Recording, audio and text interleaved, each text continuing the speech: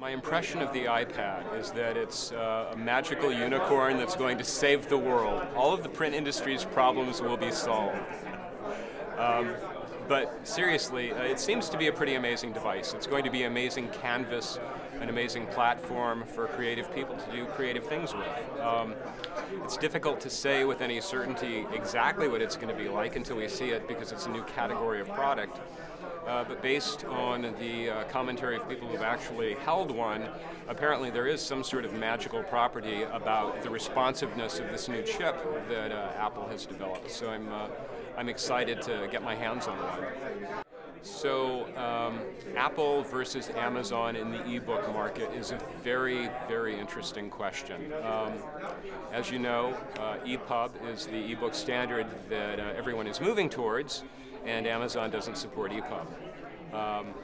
Apple does support EPUB, but Apple supports EPUB with a different form of DRM than the rest of the world. They're not supporting the Adobe DRM that everyone else is using. So in some senses it's a win for standards because we've got EPUB in the iBook store, but in other senses it's not going to be interoperable in the ways that it needs to be. And then there's this disadvantage where obviously Apple content will only play on an Apple device, and Kindle now is porting its platform to every device. You're seeing Kindle on the iPhone, Kindle on the BlackBerry, we'll have Kindle on the iPad, PC, Mac. So it's going to be very interesting to see how it plays out. Even though Kindle is isolating itself in terms of format and DRM, they're actually setting it up so they're more interoperable with more devices. And of course they have a huge customer base. So I think that, even though people are very excited about the iPad, Kindle is going to hold its own, and I really don't see the iPad as a Kindle killer in any sense. I think it will follow a trajectory very similar to what happened with the music industry. And I think if you look at what's happening with Adobe Content Server and Adobe DRM, it's very similar to what happened with Microsoft and Plays for Sure in music. So the industry was responding to what was perceived to be Apple's dominance in iTunes and the iTunes marketplace through 2003, 2004. Then around 2004, Microsoft came up with Plays for Sure, which was supposed to be a widely licensed standard of DRM that would facilitate a more robust and open marketplace for digital music using a standardized DRM. So Plays for Sure was licensed to dozens of device manufacturers.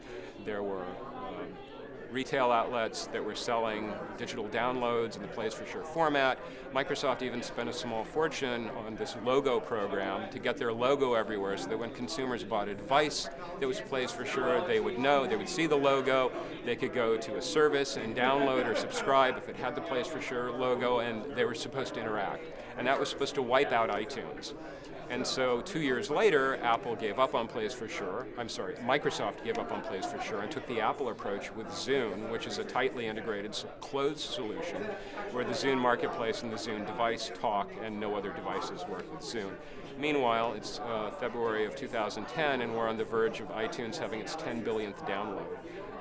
The music industry responded when they realized that this Plays for Sure strategy, even though it was supposed to be an open and diverse marketplace, all of those, when Plays for Sure went under, all of those Plays for Sure content providers went under too, except for the ones who switched to MP3 and DRM free. And at that point, really, we learned that DRM wasn't going to work for music. And the labels, one by one, began to realize if they wanted to sell music through other channels, they'd have to do it without DRM. And it could work out differently for the publishing industry, but something tells me it won't.